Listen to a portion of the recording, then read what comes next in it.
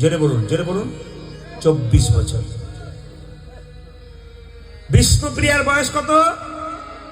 14 বছর। যে যেখানে বসে আছেন মন দিয়ে শুনবেন। এই কথাটি আমি যেখান থেকে বলছি সবার কানে দিয়ে যাই।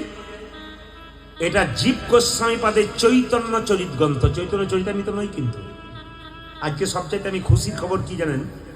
সামনে বয়স্ক বাবারা আছেন, আমার মাগুলো আছেন, ছোট ছোট বাচ্চাগুলো আছেন, আছে, আপনারা বসে আছেন। এই রাত্রিতে আপনারা মনটাকে একবার শান্ত করে নিয়েছেন। কোনো গন্ডগোল নেই, কিচ্ছু নেই, কোনো গল্প নেই, একবার মনকে ঠান্ডা করে বসে আছেন। একটু শুনে নিন। হরে কৃষ্ণ। একটু বসুন। মায়েরা, বিষ্ণুপ্রিয়ার বয়স যখন 14 বছর, নিমাইয়ের বয়স তখন 24। স্বামী ভক্তি কাকে বলে একমাত্র বিষ্ণুপ্রিয়া শিখিয়ে দিয়েছে। এই জগতে স্বামী ভক্তি বলার দরকার নেই। আবার রাগ করে বাড়ি যাবেন না, বলবো বাবা দাদারা বলছেন বলুন বলুন, আমরা তো বলতে পারি না, আপনি বলুন। কারণ বাড়ি গেলে গন্ডগোল হবে, তখন আপনি মেটাতে পারবেন না। আমাদের চুপ থাকাটাই বুদ্ধিমানের কাজ। এখনকার মেয়েদের ভালোবাসা কিছু মনে করবেন না। কি এখনকার মেয়েদের ভালোবাসা? এই দিয়ে দেখান স্বামী ভক্তি কেমন, নিউ ডিজাইনের।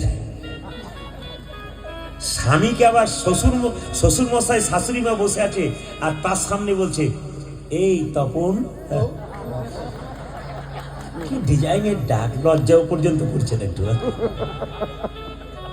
না না একটু লজ্জাও করছে না যে আমার শ্বশুর মশাই শাশুড়ি মা বসে আছে আর কি সুন্দর তার সামনে আছে এই তপন। ভাব দেখলে মাথা খারাপ হয়ে যায়। না না, কীর্তন হচ্ছে অভিনয়ের ব্যাপার। যত দেখাবো তত হাসি আপনাদের বাড়বে। আবার কীর্তনে এমন করতে হবে যেন আপনাদের ভেতরে প্রেম জেগে যায়। আস্তে আস্তে মায়েরা, আসলে স্বামীদের নাম করতে যদি বলুন নেই, কিন্তু এখন করে। আসতে বাবা, এখন করে। একটু আমি বলে দিই, আমার জেঠিমা, একটু মনে পড়ে দিবে, আমার জেঠিমা কি করেছে শুনে রাখুন।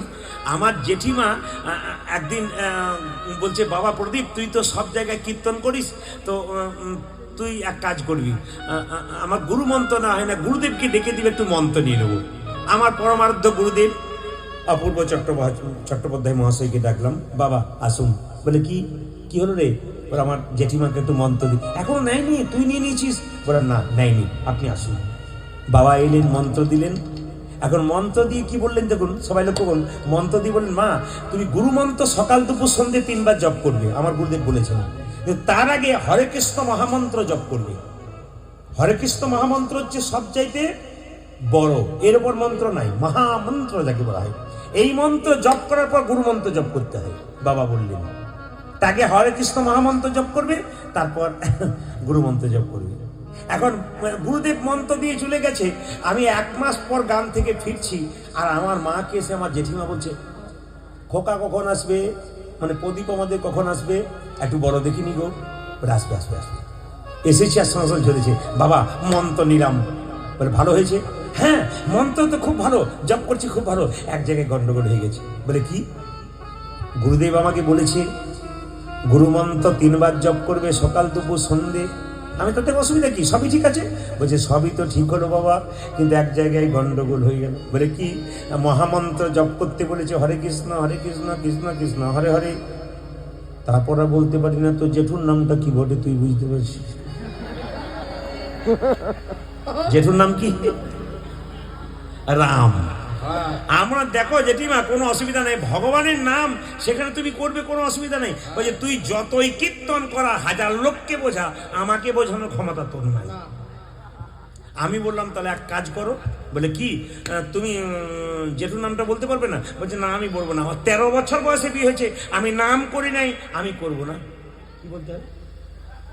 হ্যাঁ কি বলতে হবে তার বলতে জেনে বলছে হরে কৃষ্ণ কৃষ্ণ কৃষ্ণ হরে হরে। হ্যাঁ কি? ও হরে কৃষ্ণ কৃষ্ণ কৃষ্ণ হরে হরে। আসলে আমি বললাম যে ওটা তো বলতে হবে তোমাকে কোনো, বলছে শোন তুই যতই কীর্তন কর আমি একটা বুদ্ধি করে দিয়েছি। বলে কি? আসলে আমার জেঠিমায়ের 7টা ছেলে মরে যাওয়ার পর একটি ছেলে হয়েছে, নাম রেখেছে ফেলা। বলছে আমি আজ থেকে বলবো হরে কৃষ্ণ কৃষ্ণ কৃষ্ণ হরে হরে। হরে ফেলার বাবা, হরে ফেলার বাবা, ফেলার বাবা, ফেলার বাবা, হরে। কি কি